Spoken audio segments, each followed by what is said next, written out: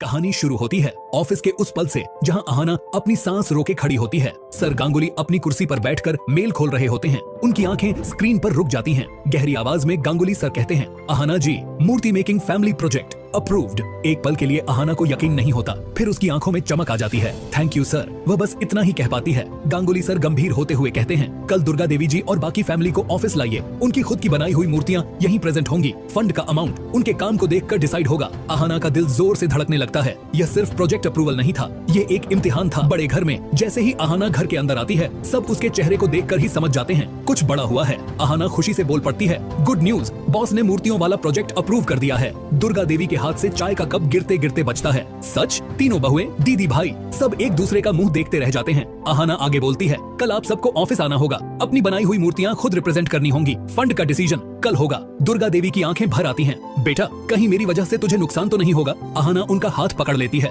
यह आपका काम है माँ, और सच कभी नुकसान नहीं करता। अगला दिन मूर्तियों की प्रेजेंटेशन के लिए कॉन्फ्रेंस रूम में सब तैयार है। टेबल पर रखी हुई ट्रेडिशनल इंडियन मूर्तियां, हाथ से बनी हुई मेहनत और संस्कृति की पहचान। दुर्गा देवी धीरे से एक मूर्ति उठाकर कहती हैं, सर, यह मूर्ति सिर्फ मिट्टी की नहीं, घर चलाने की उम्मीद है। गांगुली सर मूर्ति को ध्यान से देखते हैं। उनकी आंखों में इम्प्रेस होना साफ दिखता है। Handcrafted, traditional, pure Indian culture. वह धीरे से कहते हैं। अहाना चुपचाप खड़ी सब देख रही होती है। तभी गोपाल कुंडू और रुम्पा मैडम की एंट्री होती है। गोपाल नकली चिंता के साथ बोलता है, सर, ये लोग गवर्नमेंट का पैसा हजम करना चाहते हैं। रुम्पा मैडम भी बोल पड़ती हैं, अहाना मैडम अपनी ही फैमिली को फायदा पहुंचा रही हैं। यह फ्रॉड है सर। कमरे का माहौल एकदम फरीज हो जाता है। अहाना शॉक में, दुर्गा देवी का चेहरा सफेद पड़ जाता है। गांगुली सर धीरे से खड़े होते हैं। उनकी आवाज बिल्कुल ठंडी लेकिन खतरनाक, मुझे सब पता है। गोपाल और रुम्पा एक दूसरे को देखते हैं। गांगुली सर कहते हैं, मुझे पहले से पता था कि दुर्गा देवी जी अहाना की सास हैं। सब स्तब्ध। गांगुली सर आगे कहते हैं, हाँ, मुझे भी लगा था अहाना अपना फायदा सोच रही हैं। अहाना की सांस रुक जाती है, लेकिन गांगुली सर तुरंत कहते हैं,